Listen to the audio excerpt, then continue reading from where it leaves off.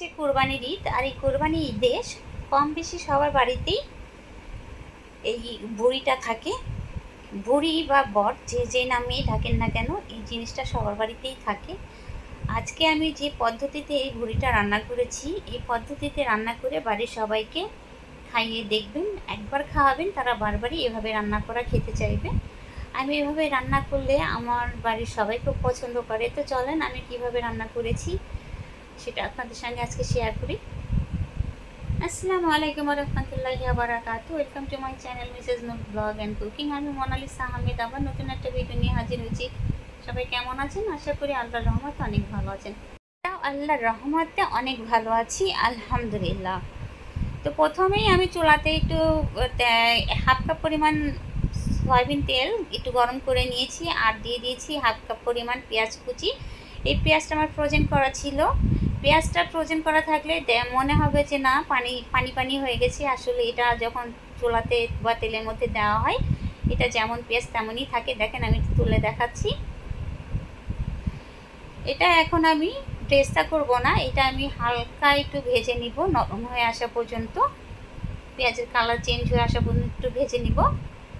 আর একটা বাটিতে আমি 1.5 চামচ ঝালের গুঁড়া, 1 চামচ হলুদ গুঁড়া, 1 চামচ ধনিয়ার গুঁড়া, 1 চামচ জিরের গুঁড়া আর হাফ চামচ গরম মশলার গুঁড়া আগে থেকে পানি দিয়ে গুলে রেখেছিলাম। এভাবে গুলে রাখলে হয় কি, আপনার বাটা মশলার একটা ফ্লেভার আসে।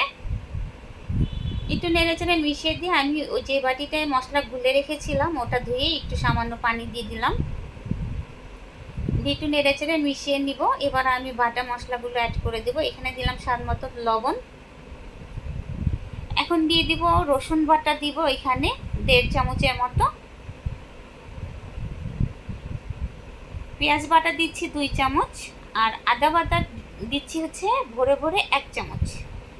আদা বাটা দিয়ে এখন আমি এই মশলাটাকে খুব ভালো করে কষে নিব। আর মাঝে মধ্যে একটু নেড়ে চেড়ে দিতে হবে যাতে তলাতে লেগে না যায় বা পুড়ে না যায়।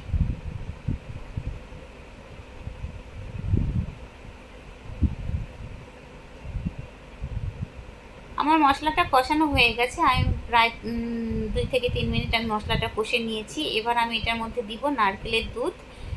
এইখানে আমার 1.5 কাপ পরিমাণ নারকেলের দুধ ছিল ফ্রোজেন করা, আমি সেটাই দিয়ে দিয়েছি, বোতলে ছিল, আমি পুরোটাই ঢেলে দিয়ে দিয়েছি। এটা দেওয়ার পরে আমি মশলাটা একটু নেড়ে চেড়ে মিশিয়ে দিলাম, বোতলটা ধুয়ে একটু পানি দিয়ে দিলাম। এখন দিয়ে দিব কেটে পরিষ্কার করে ধুয়ে রাখা ভুঁড়ি।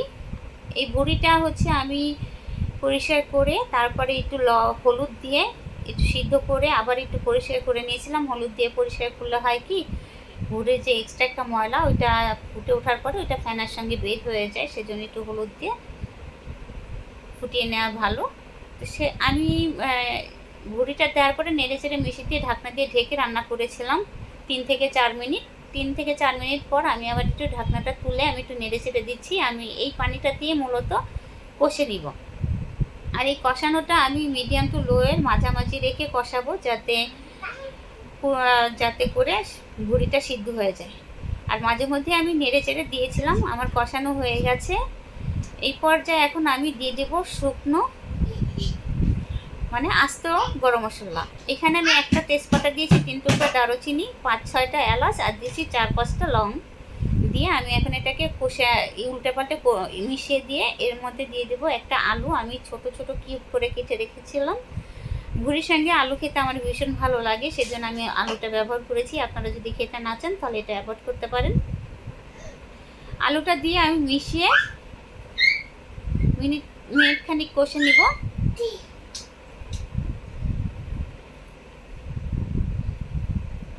আমার কষানো হয়ে গেছে।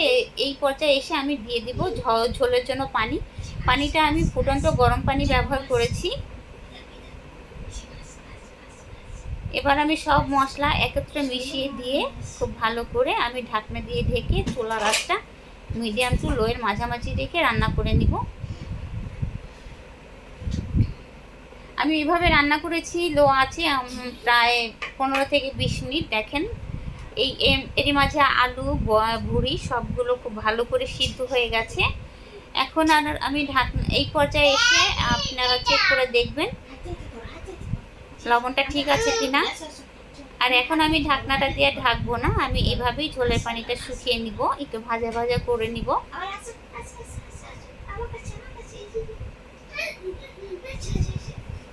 আমার রান্না অলমোস্ট হয়ে গেছে, আমি আরও মিনিট 2 এরকম চুলার উপরেই একটু ভেজে নিব। মানে বটটা এই পরিমাণে ভাজবো যাতে এটার মধ্যে একটু পানি না থাকে, শুধু তেলটা যেন ছেড়ে আসে।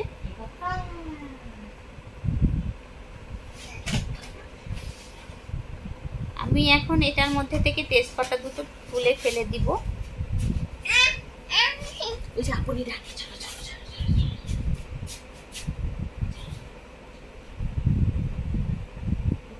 আমার বট রান্নাটা হয়ে গেছে, বট বা বুড়ি যাই যাই নামে ডাকেন না কেন, আমার রান্নাটা কমপ্লিট হয়ে গেছে। এখন আমি আপনাদেরকে পরিবেশন করে দেখাচ্ছি।